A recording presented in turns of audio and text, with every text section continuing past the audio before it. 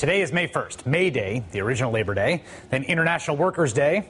It's really the left's only true global holiday. And these are pictures of people around the world taking to the streets and protesting. They are demanding higher wages, better benefits, and safer working conditions, something many of us in this country take for granted. And the great irony of May 1st, as you see in these pictures, is that it is recognized all around the world. But its birthplace is here at home. May Day started in Chicago. In 1886, workers peacefully came together, striking for an 8-hour workday. That rally turned deadly after a bomb was thrown at police. Protesters and police alike lost their lives. You learn about the Haymarket Affair in school. The story essentially has been lost to history. We forget about all the labor tragedies and triumphs along the way. On a day like today, we think about the 1911 Triangle Shirtwaist Factory fire, which killed 146 garment workers in New York City. We think about all the moments in American history, some of which are happening as I speak, when people have struggled for basic autonomy, dignity, solidarity, and protection for themselves in the place where they work. Sometimes we think all that stuff that happened in the 19th and 20th centuries, labor mobilization, fighting for better conditions, strikes, it's just some story, a fairy tale from the past. This battle is not in the past. It is very much in the present. This is Bangladesh, a country of 150 million people. And last week, the country suffered the single most lethal incident in the history of the garment industry there. Rana Plaza was an 8-story building made out of concrete and glass located in the outskirts of the capital city of Dhaka. It was built on a swamp without the proper permits, and according to the country's chief engineer, 3 of its stories were added illegally. Rana Plaza housed a number of businesses, including at least 5 garment factories that supplied Western clothing retailers. Last Wednesday, it collapsed. Over 400 people have died, and that number is sure to rise as the search for the survivors has now turned into a mission to recover the dead.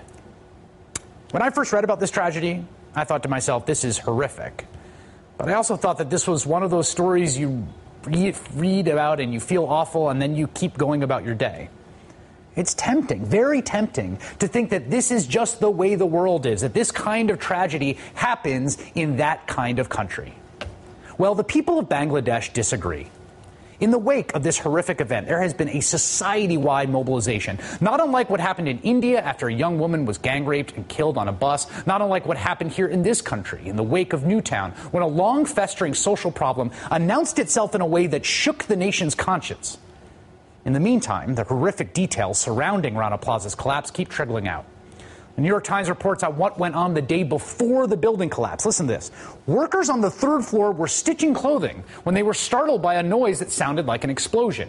Cracks had appeared in the building.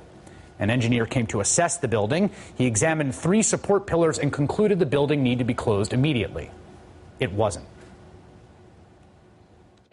We didn't want to go up to the factory this morning, but the management forced us to go up and said there was no problem with the building. Just after I sat at my table to work, the building just collapsed. I couldn't even leave. Workers at Rana Plaza earned as little as $40 a month. They had no union. They didn't even have the power to say, I cannot go to work today because I don't feel safe. That lack of power is what killed them. The man who had all the power at Rana Plaza was the building's owner, a man named Sahel Rana.